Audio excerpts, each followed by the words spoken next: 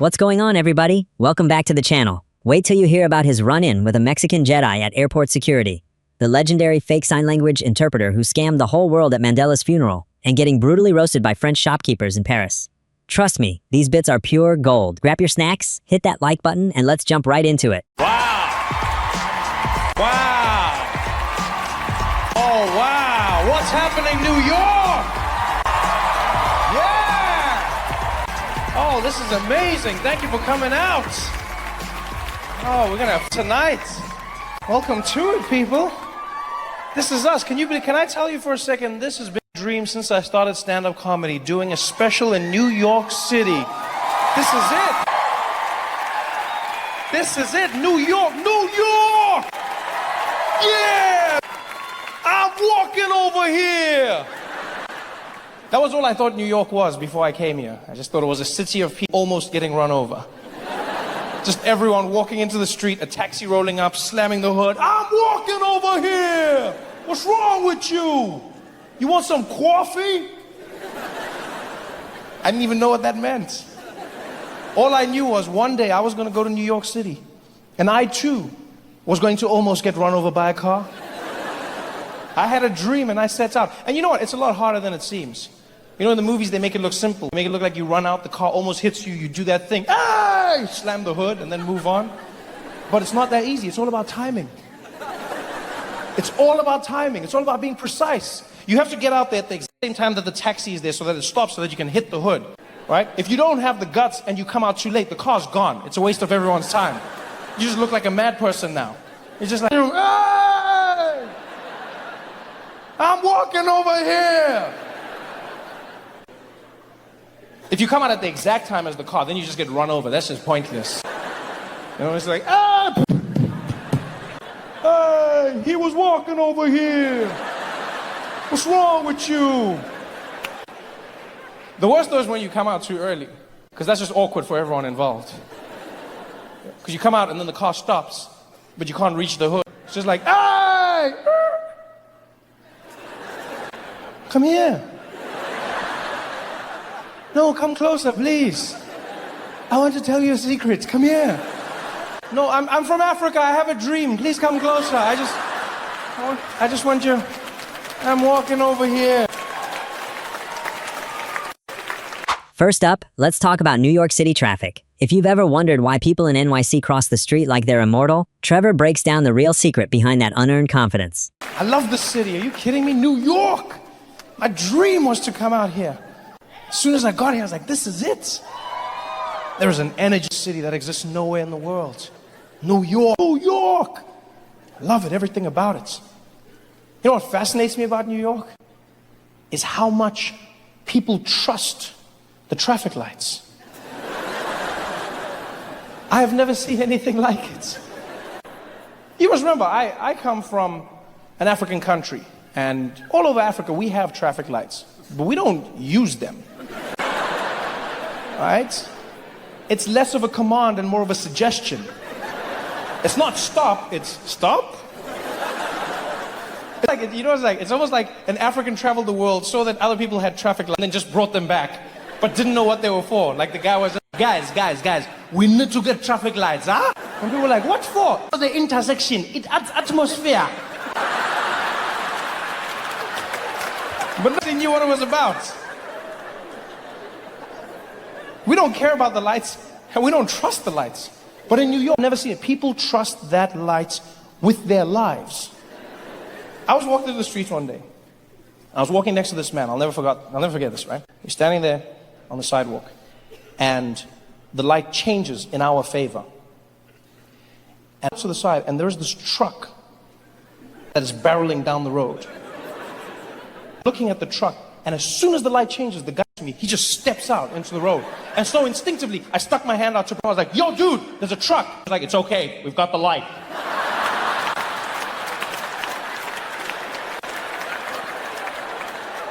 I said, yeah, and he has a truck. In a game of rock, paper, scissors, you lose. But he was so confident. He was like, okay, we got the light. Come on, let's go. And he went out there. He didn't just walk out. He stared that truck driver down as he was crossing, looking at him like, I've got the light. I've got the light. You know I've got the light. You know I've got that light. I was running behind him, all apologetic. I'm sorry, I'm sorry, I would have stopped. I've never done this before. I'm so sorry.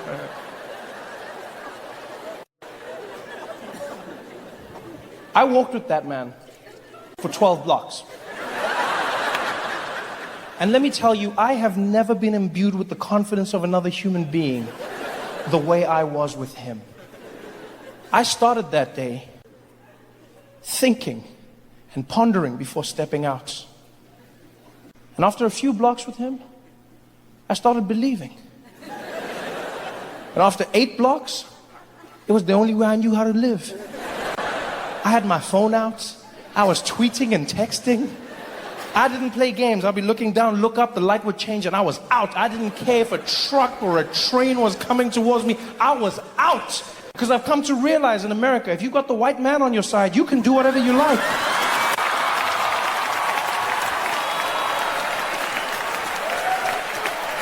You just roll. Schadenfreude is what happened when black women saw middle-aged white men crying after Disney said they were changing the Little Mermaid. That's Schadenfreude. That was one of the funniest things I've ever seen in my life. Grown men crying. This is ruining my childhood. They changed the Little Mermaid. She looks nothing like the original. Nothing? She looks nothing like the original? Really? Nothing? There is nothing that reminds you of the original Little Mermaid when you look at her. Nothing at all. You realize the only thing that changed is the color of her skin. This part of the color of her skin. The hair's red. The body is fish. That doesn't remind you of the Little Mermaid? That was the main thing that you recognized in the Little Mermaid? Really? You know what Schadenfreude is?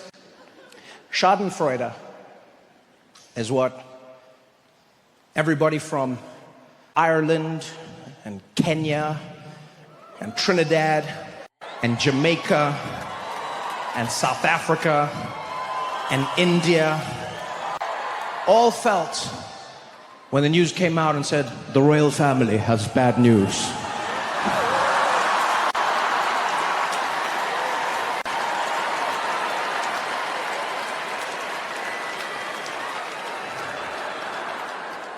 Here's the thing people don't understand. People were like, oh, are you laughing at this? Are you laughing at this? It's like, yes, first of all, but you're misunderstanding it. Right? The royal family always gets sensitive about people responding to their bad news, but they don't seem to understand that's not really bad news. Every time the royal family wants us to feel sorry for them, is it really bad news? Huh?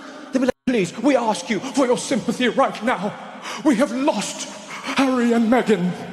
You've lost them? Like they're missing? No. Your favorite British couple has now become your favorite American couple. Oh.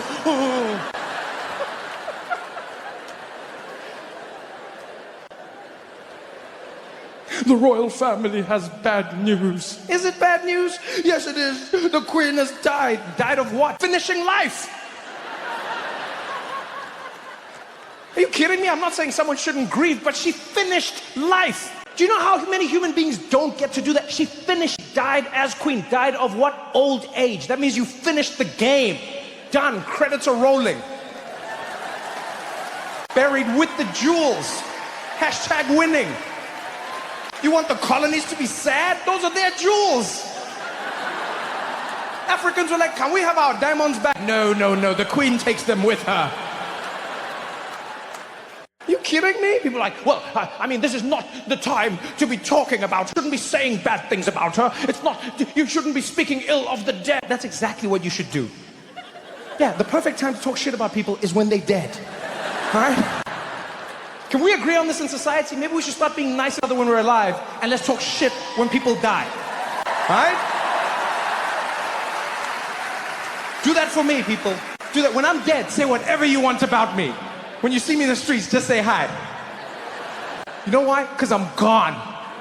Like, oh, these people up there, and they're dancing on her grave. Yeah, that's what graves are made. That's why they made them flat. The whole point was that people could come and dance on them. Otherwise, they would have made them slanted so you would slide off. And even in that, the queen is winning. She's got some of the best dancers dancing on her grave. Huh? Could you imagine Africans coming in, they're just there, huh? Doing their thing. And the Irish are like, we're up next. Hey, Oh, save us some space on the grave. We've got the Indians coming in. Now it's our moment. Finally, everyone from the Caribbean. Murder, she wrote. Give it up.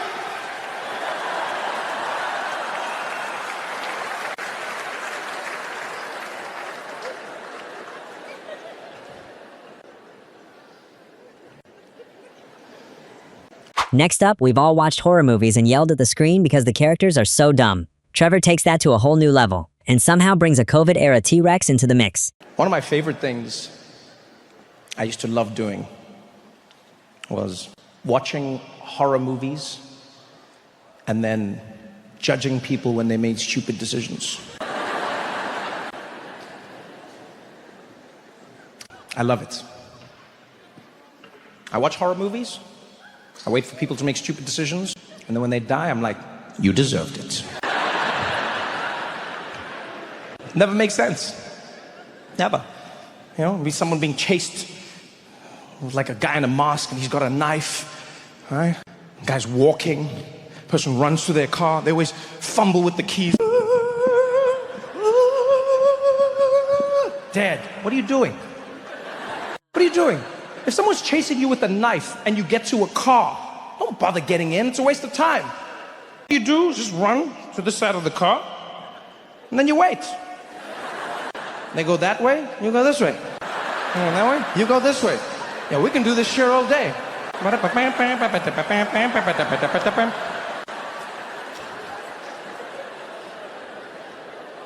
People make the dumbest decisions in horror movies, I don't get it. My favorite is when people just have to hide. That's all they have to do. They just have to hide and shut up. For an hour and a half, they can't do it. In that movie, A Quiet Place, have you watched that? One of my favorite movies of all time. Yeah? The one where the aliens, they don't see anything. They just use echolocation to figure out where everyone is.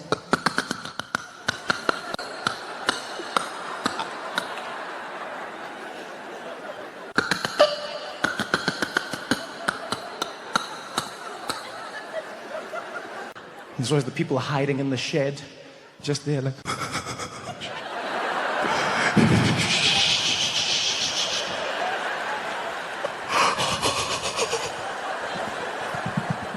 You have to be quiet, you can just chill. You don't just be there, chilling. You have to be sitting there playing Xbox quietly. No. There's always that baby. And there'll always be the moment where you can see the monster's given up. You know? The moment where the monster...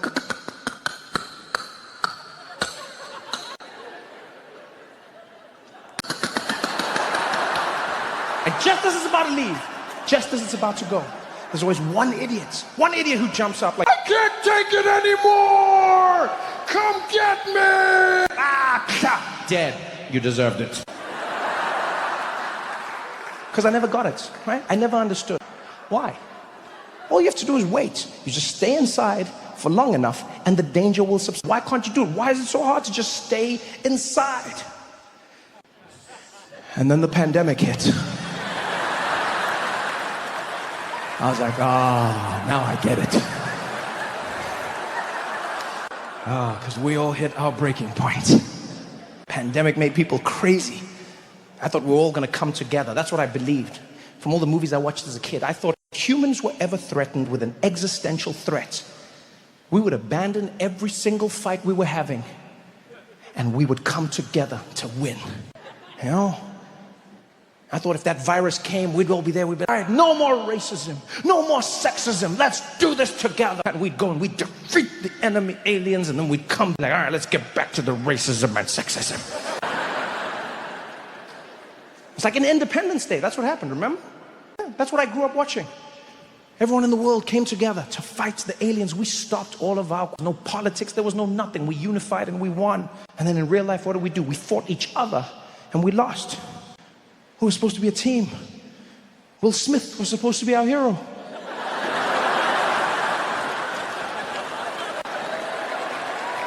None of it went as planned.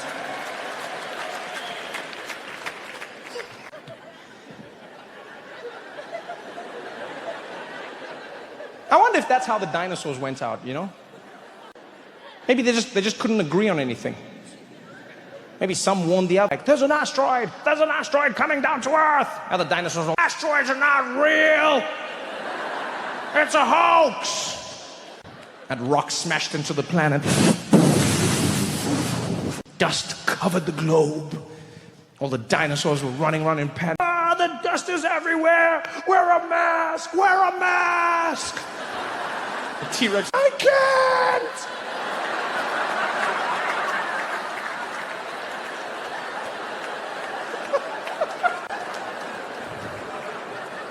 Story number 3. Airport security is usually a nightmare, but for Trevor, a random TSA pat-down turned into an epic encounter with what he calls a Mexican Jedi. And so I'm in Burbank Airport and I go through security, and then for some reason I was beeping. I don't know why. I walk to the metal detector and I beep. Go out, beep. Go out, beep. Go out. And every time I have to take something off, I gotta beep. And the agent, he's just losing it. The whole time he's like, take that off, take it off. And I'm going like, beep, beep, beep, beep. He's like, take that off, take it off. And I come back, he's like, take that off. He's getting more and more angry. I'm basically naked right now and he's losing it. Like I felt like an underperforming stripper. It was horrible. He's just like, And finally he's like, you know what, just get out here. So I walk to the side, he's like, go ahead and put your hands up. I put my arms up. And he whipped out a little personal metal detector. Yeah, it looks like a midget sword, right? But they call it the wand. That's what they call it, the wand. And so he whips that out, yeah, because that $100,000 machine, that's play. Shit just got real. So he looks at me and says, go ahead and stick your hands up, sir, and just keep them right there. So I put my arms up, and he scans me. He's like,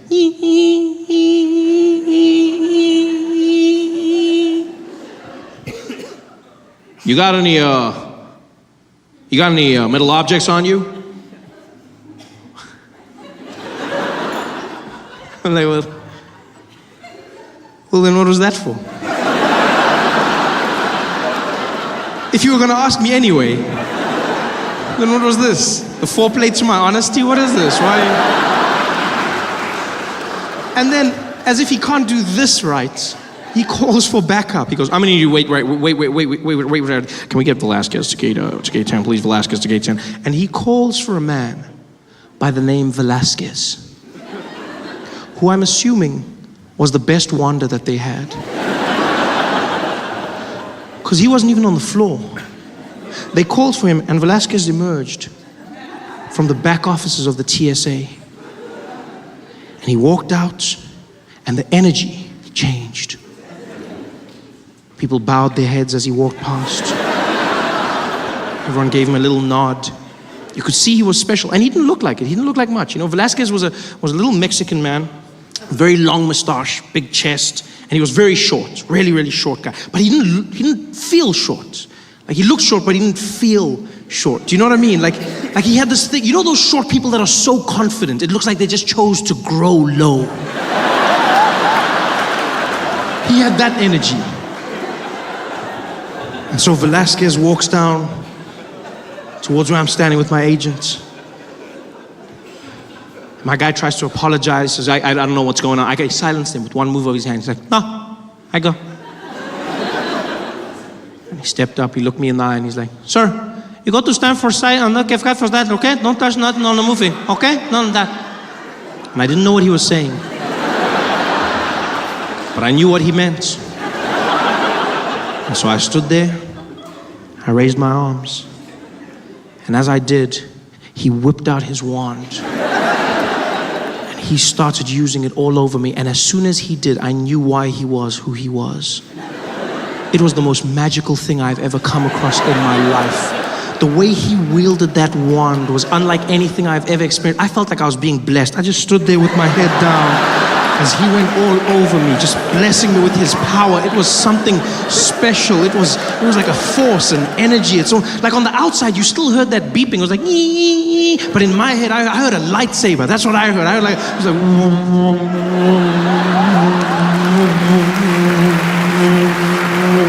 because he was to me a little Mexican Jedi. In fact, that's exactly what he was. He was my Mexican Jedi. Which, by the way, I feel would be a welcome addition to the Star Wars franchise. Yeah, No, I'm a big fan. I'm a huge fan of Star Wars. I love Star Wars. I was super excited when I found out they'd be making another one. I was losing my mind. I went back, watched all the movies, and I came to realize that there's no Mexican Jedis, not even one. There's no Mexican Jedis, which is weird. Because when you look at it, technically speaking, Star Wars is a vision of America in a distant future. So,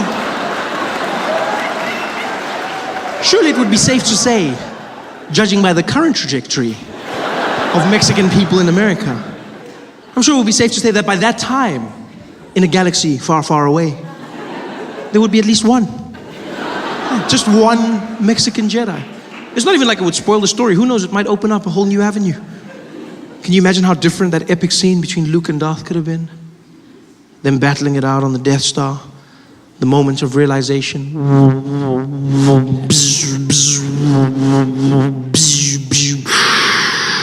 Luke. What do you want, you evil man? Luke. What do you want from me? No. Luke, man. Luke.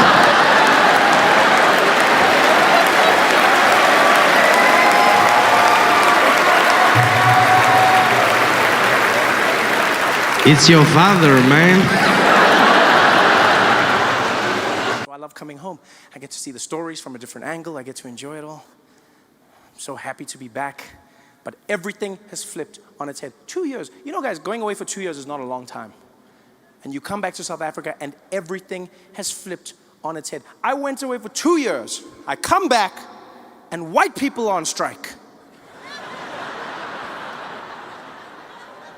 I thought it was a Leon Schuster sketch. In the streets, white people marching, and immediately you're like, these people have no experience. No experience whatsoever. And white people, I'm not trying to minimize your pain in any way, but I'm just gonna say, when watching it on the news, it doesn't have the same gravity of the march of black people and colored people and Indian people in South Africa. Because when people of color in South Africa march, you can see they want service delivery. When white people march, it looks like you're fighting for vitality points.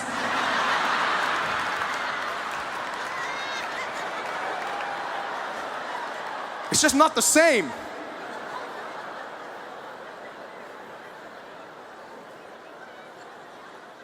And then I saw white people got offended because they said, we're gonna launch a march. Zuma must go. Zuma must fall, we want him gone. And then black people didn't join. And white people like, why don't they join? Why won't they join us? Yo, why won't they join? Because it's racism. Huh? We're marching for this country and they don't want to march with us because it's racism. That's why they don't want to join us. No, guys. Black people are not joining your march. It's not because of racism, it's because of rhythm.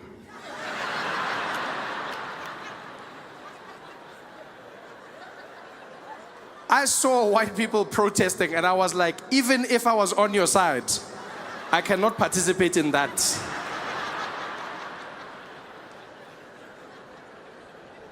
The best white marches South Africa had were 3 old white ladies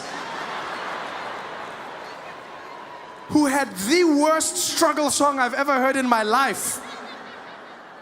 Sounded like a lullaby converted into a struggle anthem. Zuma must go, Zuma must go, Zuma must go, Zuma must go, Zuma must go, Zuma must go. Yo, I can't march to that, guys. I don't even know where to begin. You realize a march is all about rhythm, right? 10% of every march is the issue, 90% is the beat. When black people march, you need to encourage others to join. Along the way, you need to pick up stragglers. Just some people who get into the rhythm as you move past. Some guys are just there as you walk past. Host, host, give up, host, give up, host, host, da da da da, host, give up, host, host, give up, host, da da da, host, host, give up, host, give up, host. Ah, people are joining. People are joining. It's got power. You realize black people are marching from Soweto to Pretoria. You need a march that will move you. Every stride has purpose in it. House, house, house, house,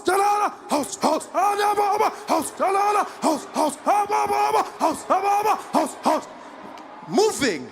Zuma must go. Zuma must go. Zuma must go. Zuma must go. Zuma must go. Zuma must go. Guys, we're not even getting to Craig Hall like that. Asfigi. Marching with that song to Pretoria. By the time we get there, Zuma left by himself. Chilling there in his house in Dubai. Laughing. Did they only arrive just now?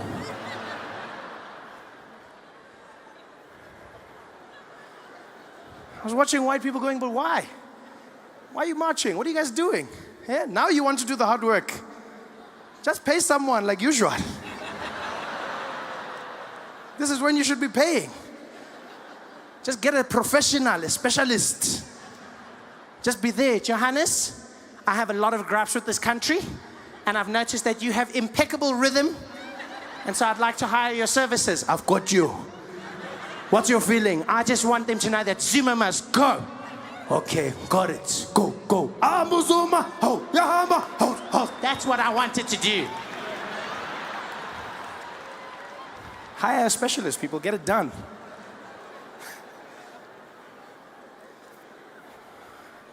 This song will get you nowhere. It's a frustrating time, though, man.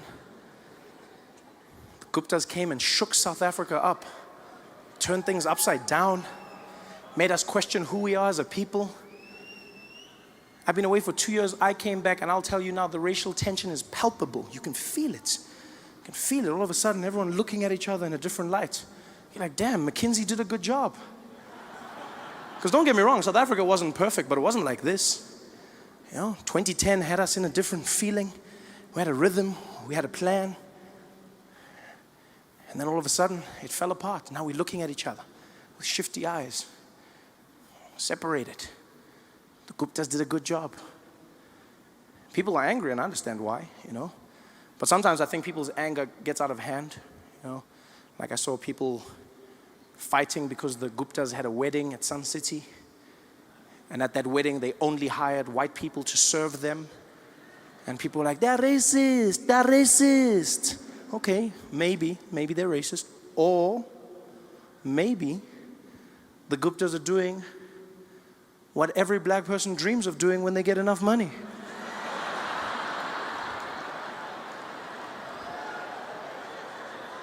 And that is hiring white people to work for you. Which black man in this audience can't say he doesn't remember the first time he went to a restaurant and he was sitting there?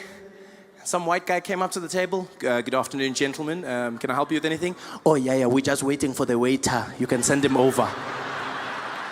No, gents, my name's Johnny. I'm going to be serving you guys today. Oh, you're the waiter.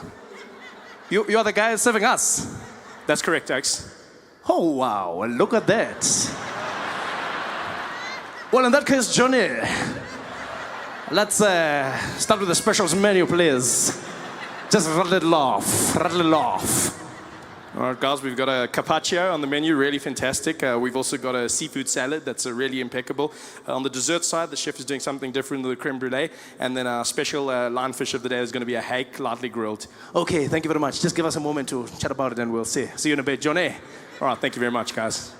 Hey, can you believe it? Yeah? Can you believe it? On my beck and call. Watch this. Johnny.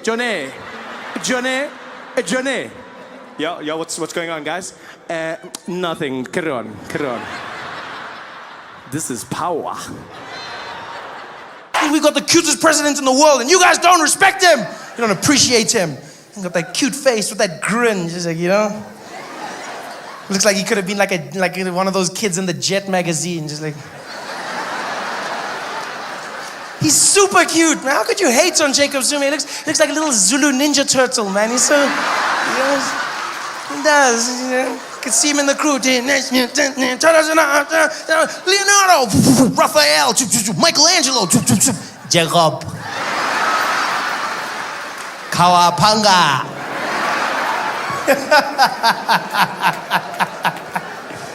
Oh, I miss Jacob so much. And you people were torturing while I was away. You were torturing him. How could you do that? Painting horrible pictures of Jacob Zuma. You guys are disgusting. The man, Jacob, on the mountain with the wind blowing through where he'd have hair. Just him, Jay-Z, and Mini-Me. Although it wasn't that mini though, you have to admit. No, it was a pretty solid picture. Well, not solid, but you know what I'm just saying, if it was me, I wouldn't have been offended by that, eh? I would have been there at the gallery every day, just like posing and waiting for people. They'd be like, yeah, hello ladies, hello, hello. Hello nice, hello. Take a picture there, take a picture. They must know.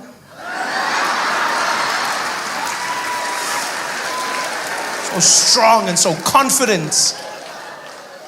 People were like, this picture, it's racist. This picture, it's disrespectful. It wasn't even that disrespectful. I know you might not like it, and that's your personal opinion. But it wasn't that. Even the name of the picture was strong and powerful, you know? Jacob Zuma, the spear. The symbol of the Zulu nation for hundreds of years. Made famous by King Shaka himself. Conquering army after army with the spear. The spear of the nation. The spear. It's not like that guy called it the pocket knife. You know, the spear, big and manly.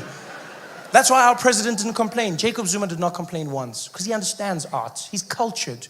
You know, because the guys around him complaining about it on his behalf. I hate it when people do that. He wasn't even offended. They ran to him like little kids tattletaling. Jacob! Jacob!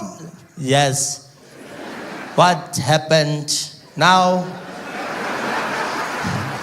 Jacob, it's disgusting, it's disgusting. Did you see what they did? Did you see they painted you? They painted you. It's like, There's no paint on me. I'm fine. No, sorry, my bad. They painted a picture of you. They painted, just show him the picture, just show him the picture. And they came running with the picture and they showed it to him. But Jacob Zuma, he's a chilled out guy. He doesn't have time for these things. He probably didn't even see anything. He was just like, I don't see anything wrong with this. Oh.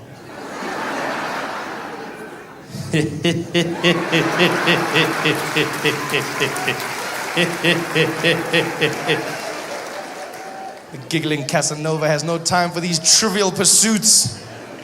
I wouldn't be shocked if Jacob's having the time of his life right now in the presidential bedroom. Found himself a new romantic game to play with the ladies. And you know he's romantic. I mean, that many kids, that many wives, he knows what it's about. You know? He's there, covered himself in body paint. Playing Barry White in the background.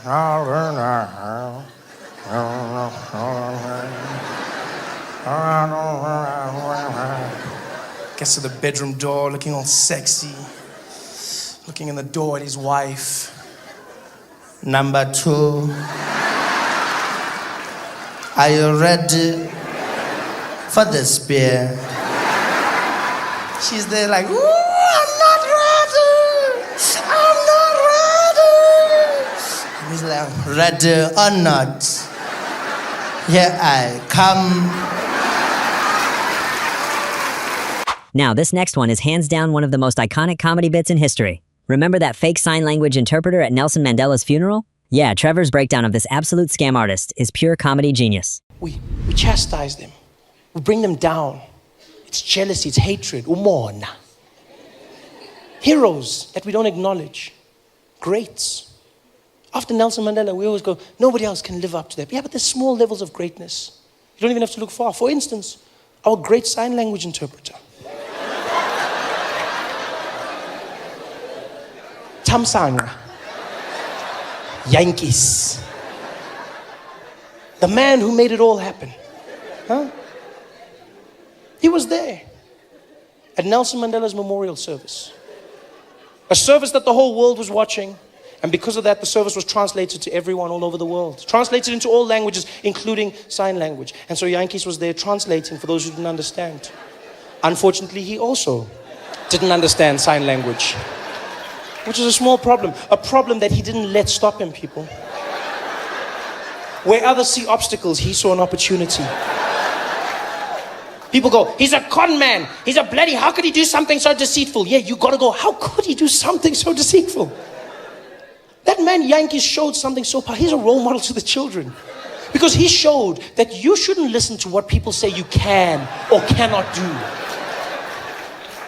If you believe in yourself and you work hard enough, anything is possible. People told him his whole life, they're like, Yankees, you can't do sign language. He was like, we'll see about that. Bitches. And he did it. He did sign language for the most powerful people in the world. Every single one of them, Yankees, was on that stage doing it and doing it well. Nobody even suspected him. Nobody. People were just like, he's doing his thing. People ask questions. Where did he come from? Did he sneak? He didn't sneak in. He'd been the official sign language interpreter for the government for the last 5 years. Yeah, official for the last 5 years. And apparently before this, people have complained. But obviously the complaints fell on deaf ears, so nothing was done about it. And so he just carried on. And now he was here. The biggest event of his life. Signing for the world. Signing. Just making it up. In the zone. Nobody suspected. I suspected though. I did. I did. Let me tell you why. No. Let me tell you why. Not because I know sign language, but because I know my president.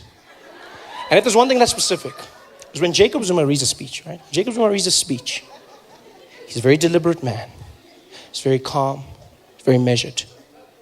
Takes his time.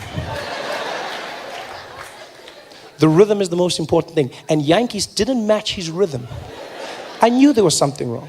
You remember this. Zuma was there reading Mandela's Wikipedia page, right? And while he was reading, Yankees was doing totally different, like the rhythm was wrong. Zuma was there like, and thereafter, Nelson Mandela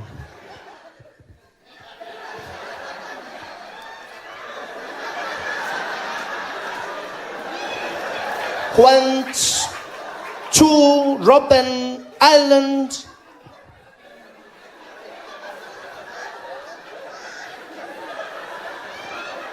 for his imprisonment.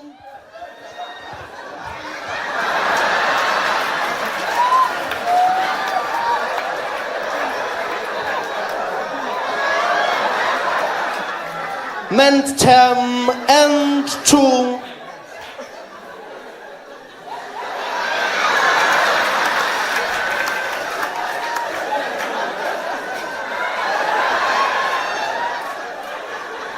fight for the rhythm didn't match, right? Zuma was on page 1, that guy was on like page 17 or something. It didn't match up at all. It's almost like Zuma was translating sign language for us. That's how slow it looked. Sorry, I haven't practiced, guys. It didn't match up. None of it. But Yankees did it. He stayed there in the face of adversity and he fought.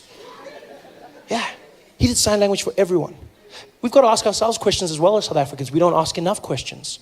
For instance, did nobody think to ask him how he could speak every single language in the world? Every leader came from countries everywhere.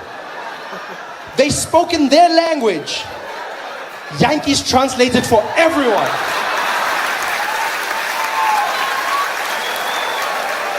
Did nobody stop to ask?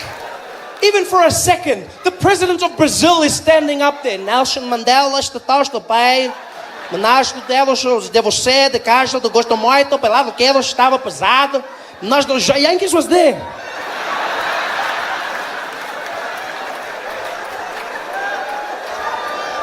Did no one say, hey Yankees, you can speak Portuguese? I'm in the zone, Baba, I'm in the zone. I'm in the zone. Did nobody think to ask? He did sign language for everyone. The ambassador of China was up there. 가도시, 전도이 넬슨 만델라. 다고 입시fu, 다도 신주의 공고로 바도시. Yankees was there on the side.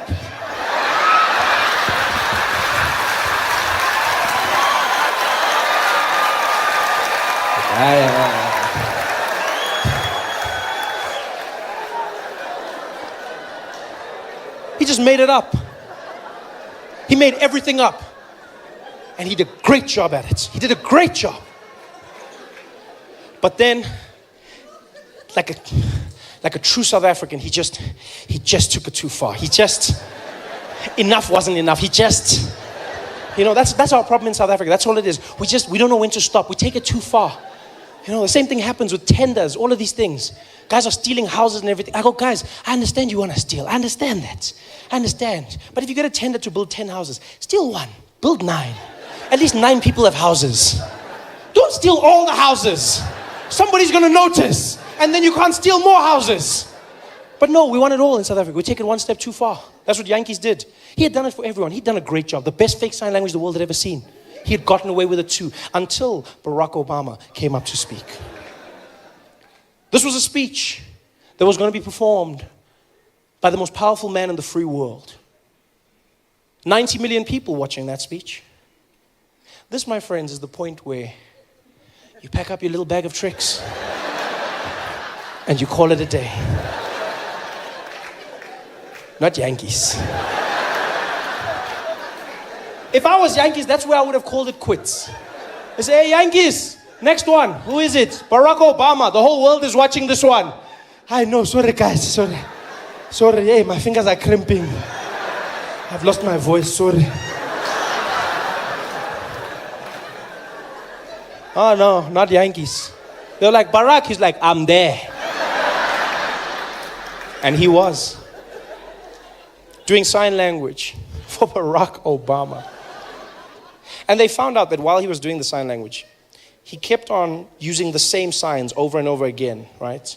The few real signs that he actually knew. And apparently all he knew was 4 things that he kept on doing repeatedly. And those things, they asked afterwards, real sign language interpreters, they found that he was doing this, right? Which means greetings, yeah? Greetings, he kept on doing that. Another one he loved doing was circle, yeah? Yeah? Circle. One of his favorites was smoking, yeah? And every now and again he'd go, get a little blah. That's all he did, over and over again. Can you imagine that? Nelson Mandela's memorial, Barack Obama pouring his heart out. There he is, Barack Hussein Obama. And Yankees.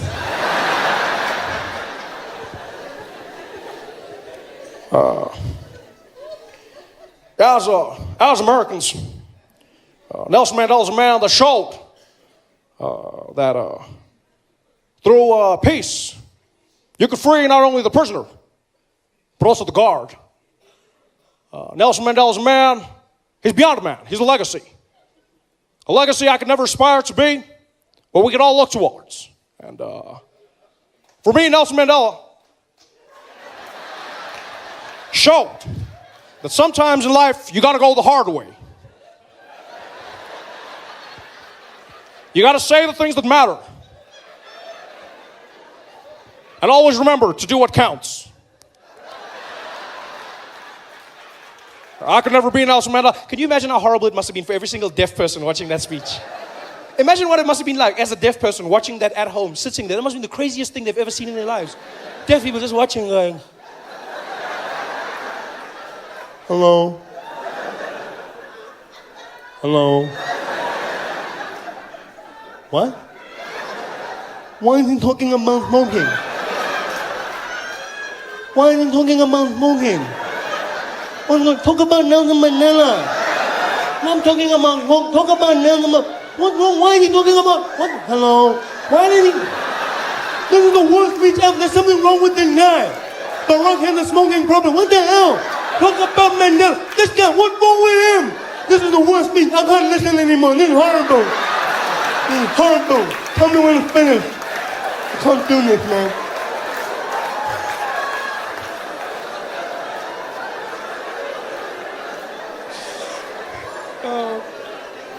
That speech must have been ridiculous.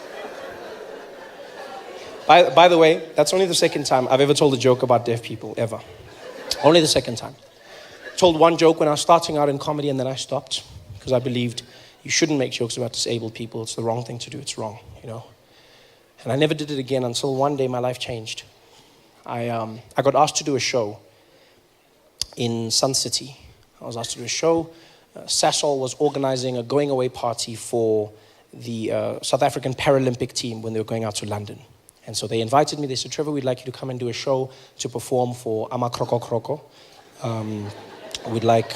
Oh, you forgot. You forgot that that's the name we gave our Paralympic team. Not a nickname, that was our official name. We had AmaCrocoCroco, Bafana Bafana, and AmaCrocoCroco. We called our Paralympic athletes AmaCrocoCroco, which means the broken things. A bunch of crocs. That is the worst thing you can call a disabled person ever. AmaCrocoCroco. That is what we call. You got AmaCroco. That's probably what Reva said to Oscar that night. That's the only thing I can think of. Don't you call AmaCrocoCroco?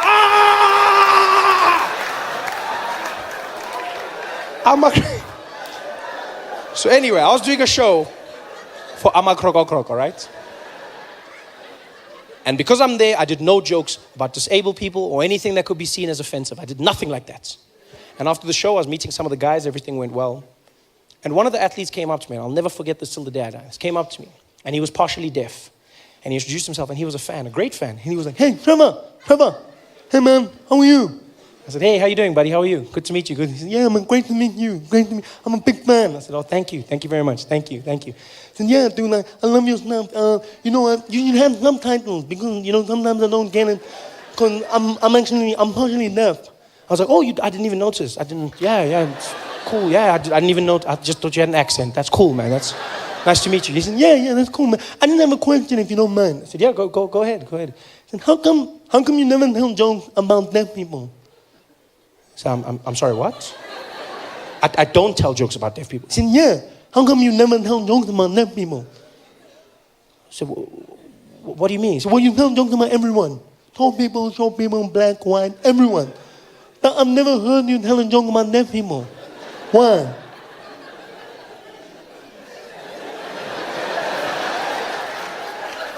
So you've never heard me tell a joke about deaf people? Yeah. No man, not like that, you stupid. No man, you're an idiot. I said, no, dude, I don't know. I don't make jokes about deaf people. He said, yeah, why not? I was like, because I shouldn't make jokes about deaf people because if I did that, then deaf people would be hurt and they would be offended.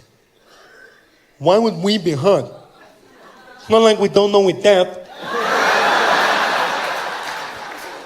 So I thought I was protecting you. Protecting us from what? From laughing. We also want jokes. We're deaf. Yeah, we know we're different, but we still want the same things. I was like, yeah, but you know what's funny is you say I must make jokes, right? But even if you're cool with it, you know who will complain? People who can hear. Yeah, they'll complain on your behalf because that's what people do. They get offended for other people. They'll be the ones going, oh, Trevor Noah's an asshole. He made jokes about deaf people. You're like, so? Why do you care? I said, because it hurts. It hurts. He's like, dude, you're a comedian. Suck it up. It's easy for you. No, dude, just make the joke. If the jokes are funny, people will laugh and then we move on. I was like, yeah, you know what? You say that. But then what do I do if they complain? He's like, dude, if they complain, then complain. Okay? You know what? Go do the joke. Go do the jokes. And then, if they complain, you must do what I do. I was like, what do you mean? He's like, just don't listen. And finally, if you think customer service in America is pushy, wait until you hear what happens when you try to buy clothes in Paris. Let's check it out. And then we headed to Paris, France, to do shows. For the first time in my life, I was very excited. Always wanted to perform in Paris, didn't know what it would be, but can I tell you? Paris is everything they tell you it is. It is easily one of the most romantic cities I have ever been to in my life. I fell in love 1,000 times. I was by myself, it didn't matter. Yeah. Every night it was just me and those bed bugs, baby.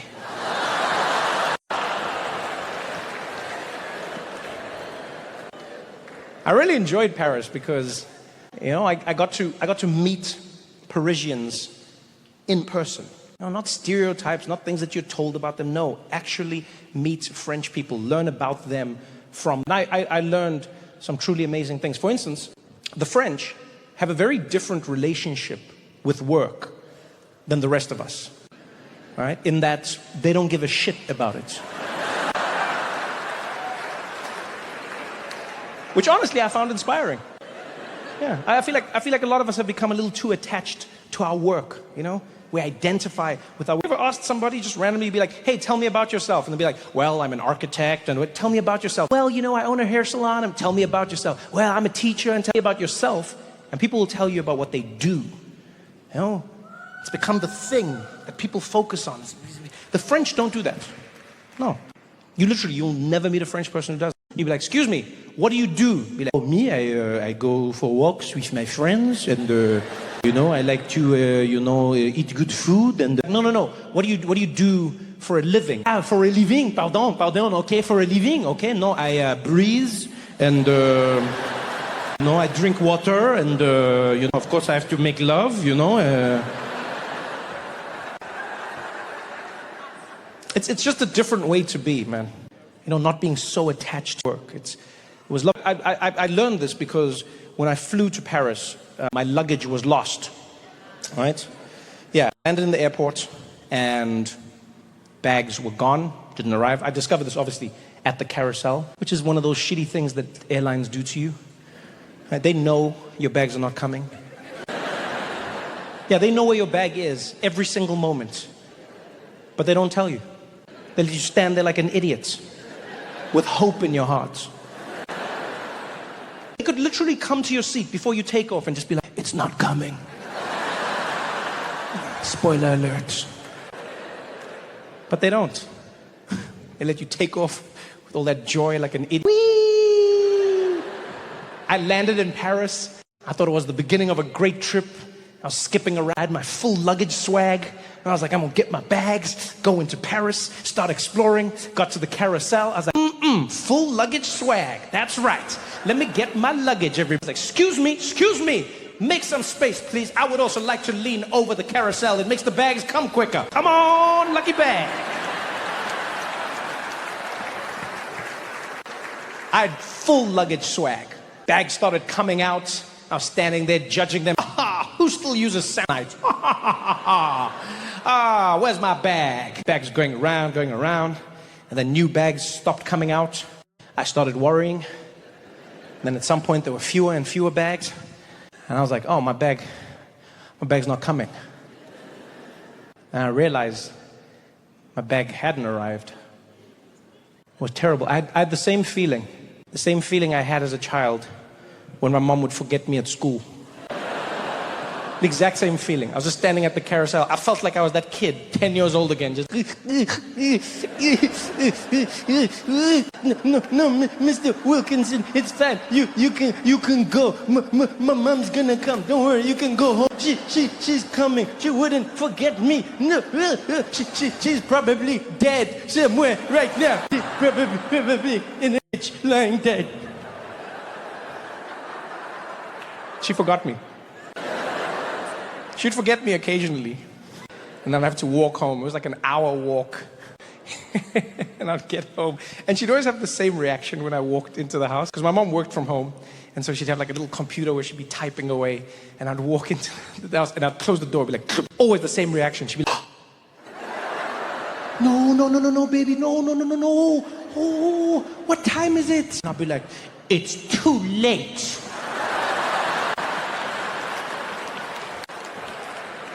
I'm not gonna lie, I hated being forgotten at school, but I savored those moments.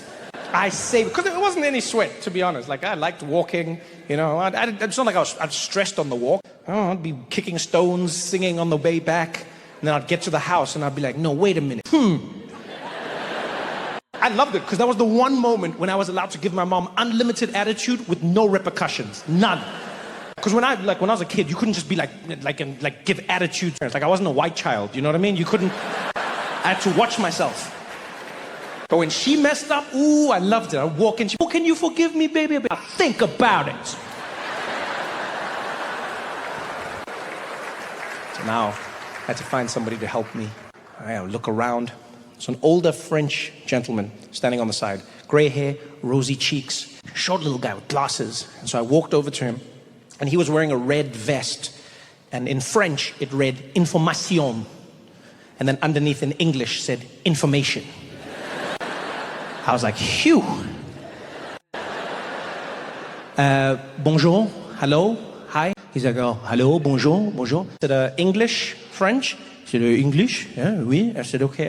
Could you help me, please? My luggage didn't arrive. I would like to know what do I need to do? He's like, oh, the luggage didn't come. If you go with different for one, maybe you can put you because different flight airline can be put on different ones. You have to try to maybe go different. Maybe they will come in for tracking. Look inside the app and that one you can really find for you because it's not like the more different because we are not in control with the airport, but the different ones they are putting for the airline. They are in control, so maybe you can see for that one. I was like, okay, all right, let's try French. Let's see what happens. Finally, we figured it out. He sent me off to a special area where you go and I guess make a report. And when I get there, there's another French guy who's behind the counter, much younger. Right? He was like maybe Algerian, Moroccan of descent, very French, cool guy. Behind the counter helping someone. He's like, okay, thank you very much, thank you. Next, please. And I woke up and like, hey, man. He's like, hey, what's going on, my brother? How are you, man? What's up? What's up? I was like, I need your help, please. My luggage, it didn't come. It's lost. Like, oh, no, dude, your luggage didn't come. Oh, man. Did you look for it? So what? Yeah, that's the first thing I did. What, you think I'm just here for company? Of course that's...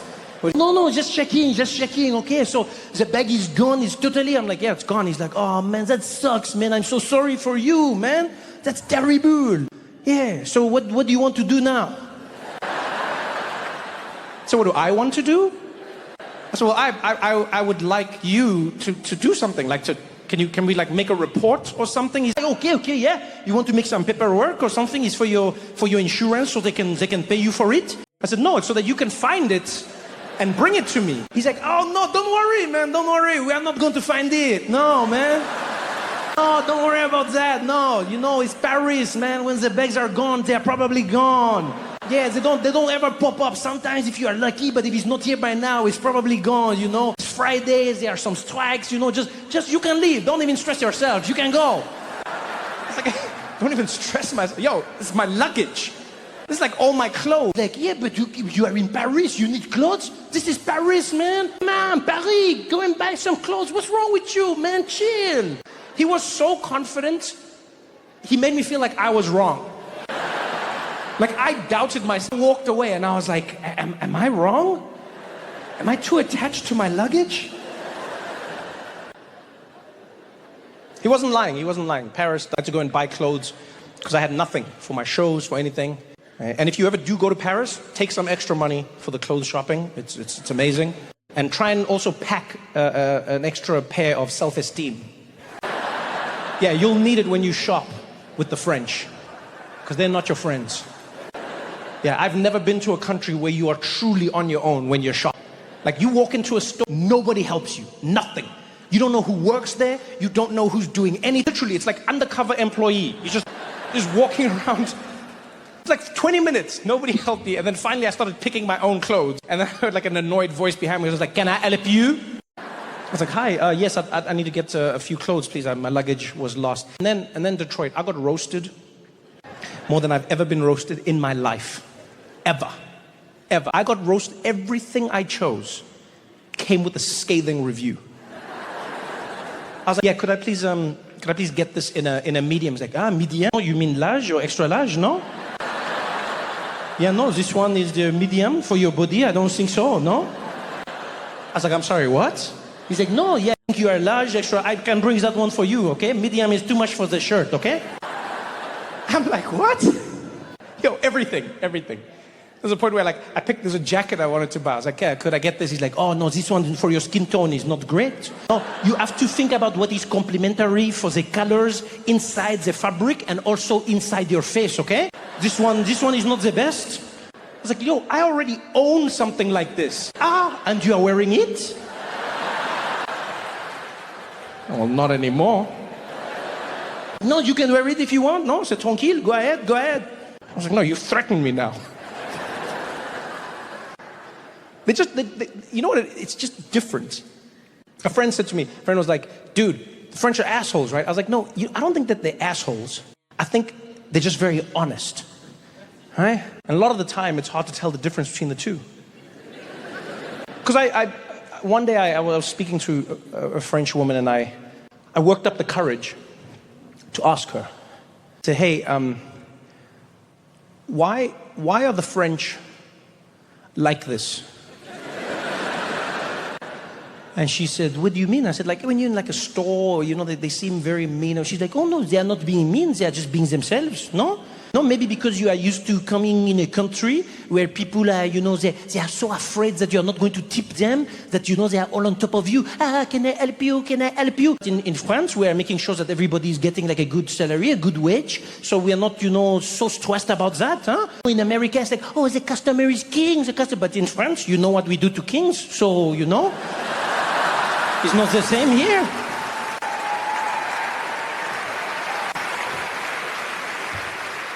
The French don't play that game.